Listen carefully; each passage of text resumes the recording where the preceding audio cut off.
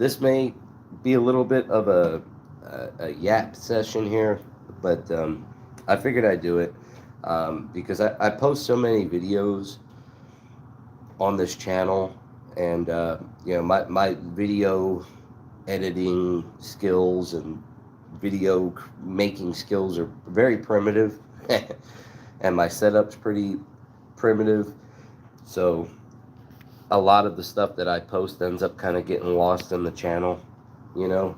So that may be why you end up seeing videos that are kind of similar. You know, if you're lucky enough to have seen a video I made before where I talk about what I'm about to talk about now, then maybe you don't have to watch this one. But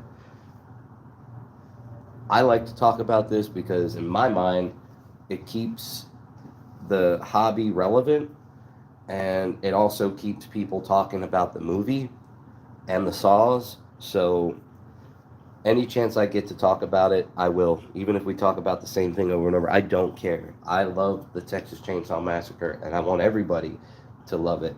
I want everybody to learn about it and experience it.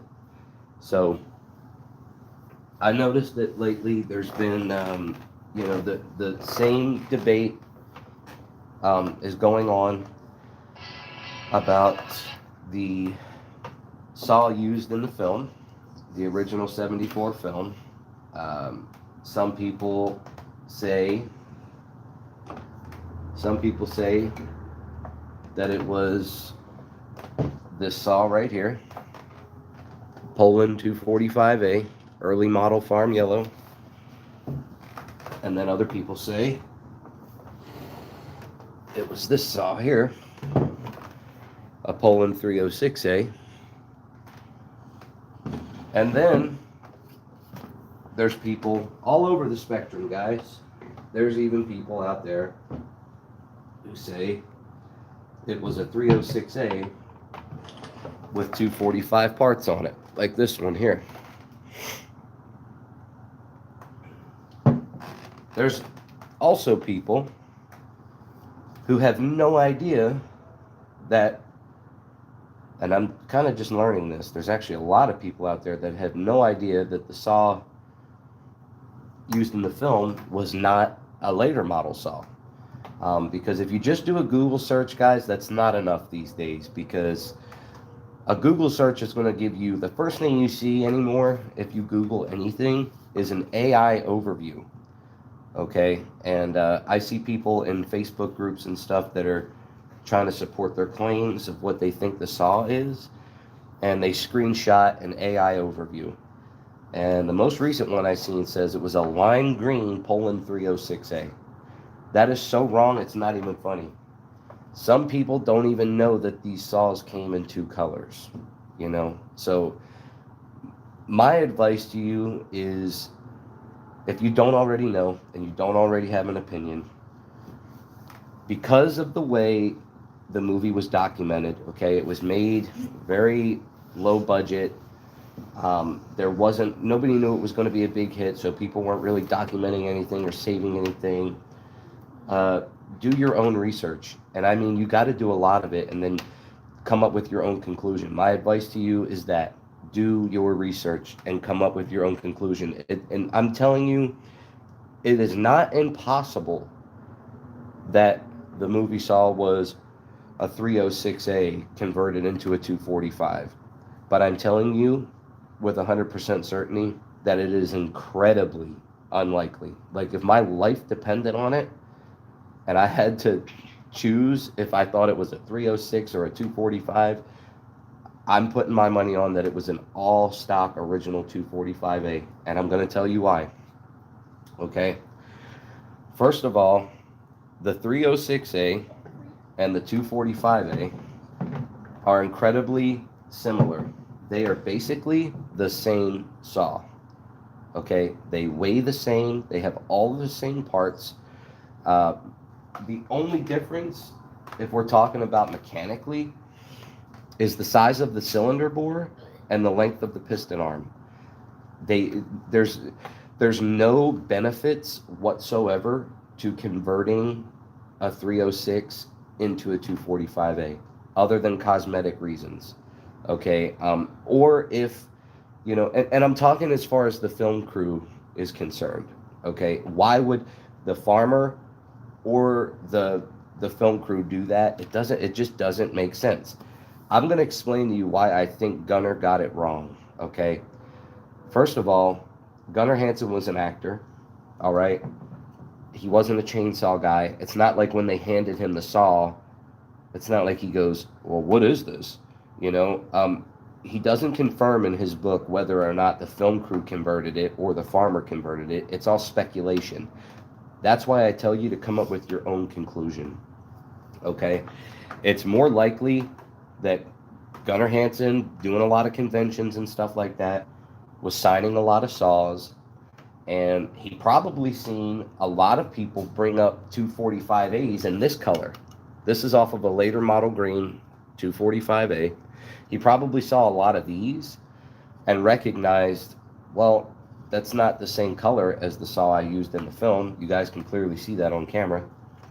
And somebody probably brought him something like this, which is an early 306A with 245 parts on it. And he probably noticed, that looks more like what I used in the film. Not this, but this.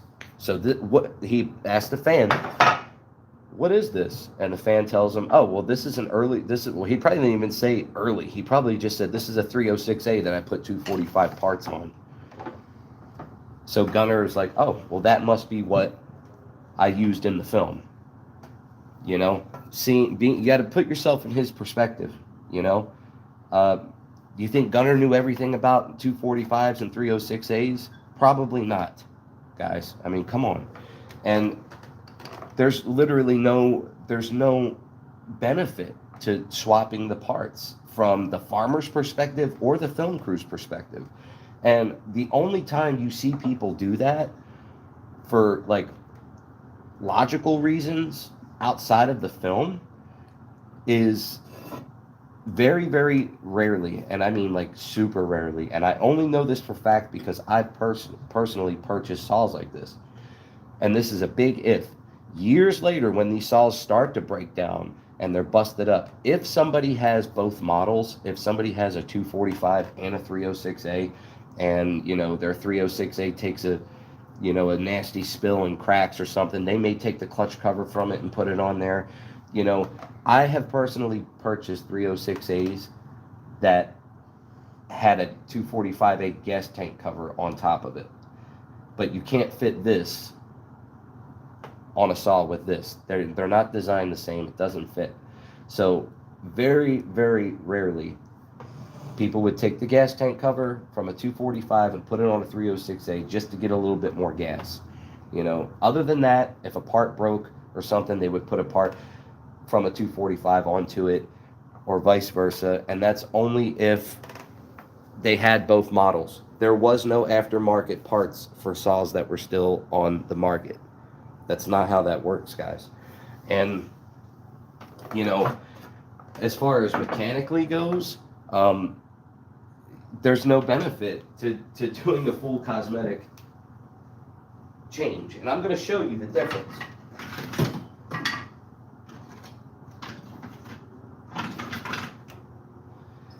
If we're talking about the difference between a 245 and a 306A, all right?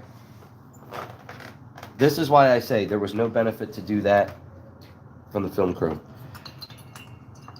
This is a cylinder, 2 cylinders, one from a 306A and one from a 245A. Can you tell which one is which? Probably not, okay? This is what it comes down to, guys. You really want to know the difference between the 245 and 306A? Here it is, right here.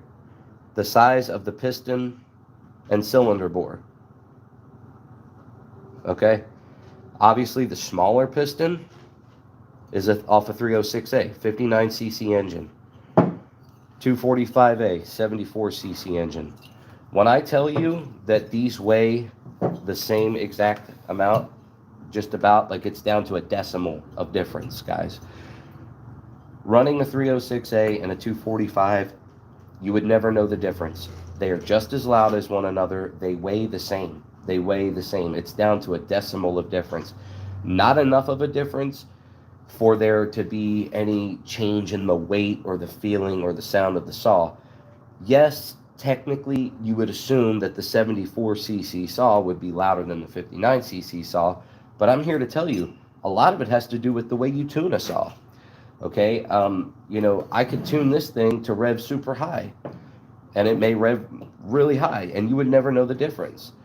Yes, obviously a 74cc saw should have more power theoretically and all that, but when we're getting back down to the movie itself, guys, it's just not likely. These saws were pretty new when that movie was made. The saw was only 3 years old at the time. There's just no logical reason that the farmer would have fully cosmetically converted a 245 or a 306. It doesn't make sense, because if it was a 306A converted into a 245, then why did they change this clutch cover? Because if you look in the film at stills and all that, the decal still clearly says this, 245 automatic. You can see that in the film, and you can see it in pictures from behind the scenes and all that. This clutch cover here serves no other purpose other than to cover the clutch and basically hold the bar and chain on. If it was this saw that they used, and it was true that they put this muffler on there to make it louder, which is crazy, and put the other parts on it, because the 306A is lighter, that's all bullshit, because they would have just kept this clutch cover, guys. Why did they change clutch covers? It doesn't make sense. They couldn't get decals. Nobody made decals for them aftermarket. You couldn't go to Poulan and just buy decals. Nobody was doing that. It would have looked like this. You would see 3006. I guarantee you. And if the people that say, oh, they wanted they put the 245 muffler on there for it to be louder, or for it to match. That doesn't make sense at all. Why would they want it to match if they were just going to cover up the logo anyway? They could have just covered the logo up here. Same exact way. There's so many people out there that didn't even know that this version of the 306A existed, in this color. Like, they had no idea. So my advice to you is do your own research, come to your own conclusion. And if you study the history of Poulan, and you have to look at it from every angle. You have to look at it from somebody who's a fan of the movie, from, look at it from the angle of the cast and crew and everything you know about it, and then also look at it from the perspective of just the American consumer, the person who has nothing to do with the film, but was buying saws like this, and its place in history at that time. And I promise you, you will come to the same conclusion. It's not impossible, obviously, to put 245 parts on a 306A, but it's incredibly unlikely. The only time people did that and started really doing that was after the movie had become popular, guys. After the movie became super popular, and then people started wanting to collect memorabilia and things like that, some people would come across these, the 245, and others would come across these. Some people may have had both. It doesn't take a rocket scientist to figure out that you can put all of these parts on this saw and vice versa. They're the same chassis. Like I said, this is the only difference between the two, is the size of the piston, cylinder, bore, and piston arm. That's it. And you don't have to listen, guys. I don't know if some people, I'm flattered when people think I'm some kind of expert. I'm not a mechanic, but I guess I'm a self-proclaimed expert on the movie saw and at least 245s and 306As. I'm a well of useless information when it comes to these two saws. I've studied them for years. I've been obsessed with the saw and the movie my entire life, and every which way to Sunday, I've really tried to figure that out. Was it a 306 or 245? And then I know in Gunnar's book, it says it was a 306 with 245 parts. I explained to you why I think he got it wrong. He himself, if you've watched as many Q&As as I have and as many documentaries about the movie and just consumed every bit of media there is to consume about that movie, like I have, you'll probably come to the same conclusion.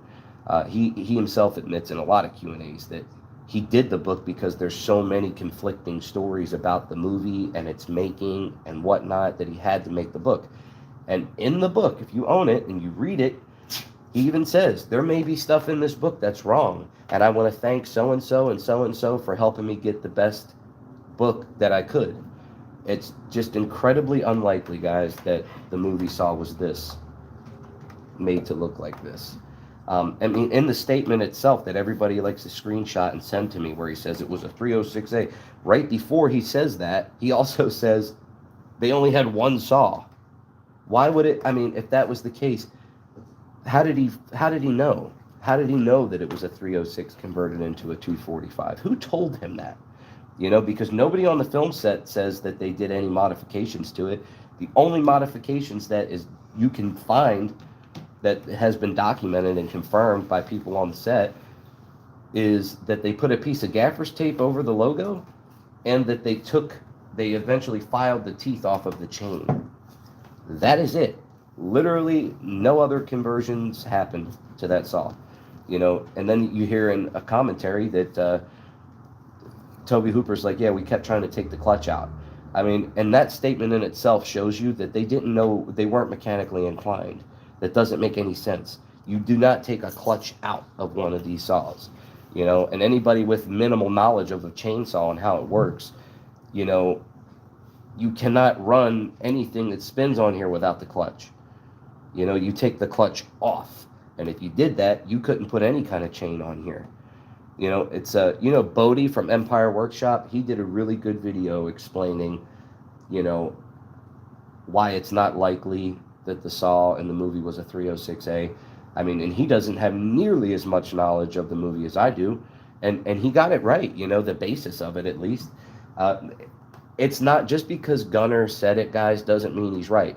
The same way Paul Partain, who played Franklin in the film, he argued for years that the flashlight he used in his death scene was just a battery-operated flashlight. And there's even documented proof of this in the commentary. I think it's the 25th anniversary DVD, the commentary. You hear him arguing with Bob Burns, Franklin arguing with Bob Burns, saying, yeah, it was just a regular flashlight. And Bob's telling him, no, it had a really long cable to it. Well, guess what, guys? We just found out Sean Clark purchased that actual flashlight from David Nunez, and we clearly see a very long cord attached to it. So it's not impossible that Gunnar was wrong. And I think that's how it happened. I think that Gunnar came to his own conclusion. He probably seen so many fans bring him later 240 decal, you know, the big white nose 245 instead of this, you know, and Gunnar having minimal knowledge of chainsaws, he probably seen a fan bring him one like this that had 245 parts on it, and he noticed the color and he noticed the decal and he was like, wow, that looks like what I used in the movie. What is it? And the fan told him, and that's how that ended up in the book. I guarantee it. Take it to the bank. Because there's even people out there who are claim to be super fans of the film that had no idea that these things came in two different colors. You know, and when they do a Google search and the AI overview tells them, yeah, it was a lime green 245A. It's like, oh, really? Are you sure it wasn't this that you're looking at in the film? Or was it something from this? I actually don't have a later model saw that I could show you right now, complete. But yeah, I mean, you can clearly see the difference in color. You know, I've tried to debunk this every which way to Sunday. And the reason that I care so much about it, other than the fact that, you know, I love talking about the film and I like getting people talking about the film, is for the people and the young kids who are just getting into this hobby and they want to collect these saws, it's really for them. And the reason I say that is so many kids, they'll read Gunnar's book or they'll read stuff on the internet and they read that it's a 306A converted into a 245. So they go ahead and they think, oh, I'm just going to buy a 306A and put 245 parts on it and be done with it. Listen, I'm here to tell you, good luck with that. Good luck with that, because nowadays finding these parts on their own is next to impossible. The only real way to get them is if you buy a complete saw. And if you're lucky enough to own a few of these early farm yellow saws, consider yourself lucky. You are literally one in a million, because they only produced about 1 million of these guys. These were only made for 1 year. 1 year. The early 245 was only made for 1 year. The early 306A was made for 2 years. Now, both of these saws have a variant that came out before them. The 201, the 202, the 203, the 221, 222, and 223. And they were totally different. I actually got it. This is just for the people who haven't seen it. This was the earliest version of the 245A. Okay? This is a 222. They also had a 221 and a 223. Okay? You can see there's very different things about it. Both of these saws had a variation of this. Okay? These were also only made for a year. You know, they were all produced in between 1967 and 1968. 69 and 70 is when this came out. 71 is when this guy came out. And both of them were produced up until 1980, but they were only produced this way until 71. And then when Emerson Electric bought them out, they changed the paint scheme and they redesigned the decals and upgraded the parts and stuff like that, so it changed. But I promise you, you can take it to the bank when I tell you, this is what you're looking at in the film. This is what you're looking at. And I guarantee you, if Gunnar Hansen was alive today, he would walk it back, because I'm sure he would learn more and more about it. You know, guys, there wasn't much information out there before his book came out. There really wasn't. There wasn't any huge place that this stuff was documented. You know, it's like only people who knew. Like if you were a Poulan collector, maybe you knew. Things like that. The thing that I want to do with this YouTube channel is basically be the hub for information about these saws. You know, if I thought it was likely, you know, and it was probably really possible that that's what it was, I would tell you. But I'm telling, I would bet $1 million Gunnar got it wrong. Also, for the people who really know and have overanalyzed the saw like I have in the film, this is an early 245A that I decked out to look like the movie saw, minus the air filter cover. I actually got this set of tops that's nicer than the other set I had on there, so I have to put the stenciling on it. But in the film, you'll notice that there's some scratches here that are the same color as the rest of the saw. The reason for that is Poulan often repainted parts, and this is what you see. This is the kind of air filter cover that's actually on the saw in the film, except for it's been repainted. Not by the film crew, but by the company. It could have come off of a Poulan 245 manual oiler, or it could have came off of like a 744 gear drive, which also had the same color and, you know, same air filter cover. But a lot of times Poulan would use parts they had left over, and they would repaint them, you know, and put them on other saws. So what you're seeing in the film is that farm yellow paint sticking out from under the black, which would have been one of these. And also the lines, like the scuff marks that you see on the bar, they're not burn marks or whatever. It's none of that. What you're actually looking at is this right here. This is what that bar looked like when it was new. And what you're looking at in the film is this stenciling basically worn down. The saw in the film was actually it was a chainsaw being used for its actual purpose, you know, before they started filming with it. And the guy who used it, he put a lot of hours on that saw, because I'm here to tell you, for a saw that was only 3 years old, for it to basically have lost more than 90% of its stenciling, that thing had to have had a lot of hours on it, you know, because I've been fortunate enough to own a few of these, and the majority of them are in about the same shape that the movie saw was back in '74. You know, so that thing had a lot of hours on it. It was an actual chainsaw that some guy was using. He wasn't changing parts on it or anything. Like it, it was an all stock original 245A. The guy was using it for its intended purpose. It wasn't some designated prop saw. You know, like they weren't changing mufflers and tops and things like that for this or that. There's no benefit of doing that, guys. I've showed you.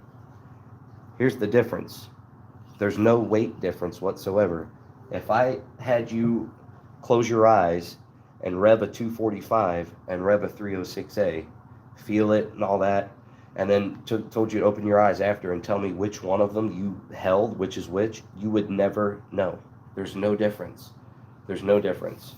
The only time ever in history people were largely converting 306As into 245s is after the movie was popular. There is no reason whatsoever for anybody to do that otherwise. That's my point. Also, before I end this stream, I would like for you guys to know also that if this was widely known information that the movie saw was a 306A converted into a 245, then why did we find out about it after Gunner's book came out in the 2010s? The movie's been popular since '74. You know, why did it take that long? How come we didn't find out about it before that? Because I personally met Gunnar Hansen in 2009 as a kid. And I hadn't even owned my first saw yet. And I said, what kind of chainsaw did you use in the film? You know what his words were to me? He didn't say it was a 245. He said, it was an old Poulan chainsaw. That's what he said, an old Poulan chainsaw. Gunnar didn't even specify the model. You know, that's why I believe that he didn't even really know.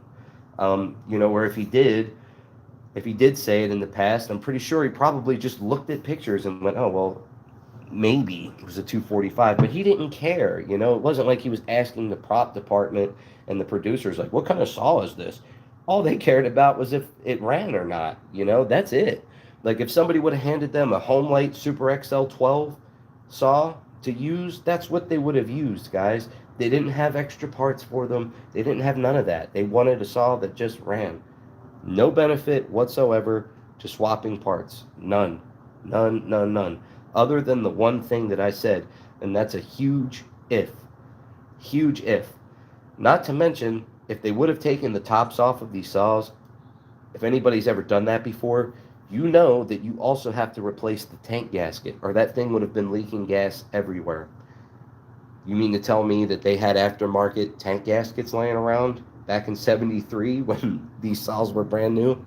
Give me a break, guys. It's not likely. You don't want to take my word for it. Keep checking out my channel, guys. My name's Anthony Michael for the people just joining. Big fan of Texas Chainsaw Massacre. I have owned well over 100 of these saws between 306As and 245s. I've owned well over 100, and I've worked on well over 100, and I've spent countless hours researching the movie and the saw since I'm, 9-10 years old. And I just want people to get it right. That's all. I don't like when misinformation spreads, and I've been a part of that before, guys. Like, I'm still learning about the movie. I've even said myself, like, to things that I thought were not real or inaccurate, and I was wrong. I'll admit when I was wrong. But I'm here to tell you, take it to the bank. What you see in the film is a 245A. Thank you guys for watching.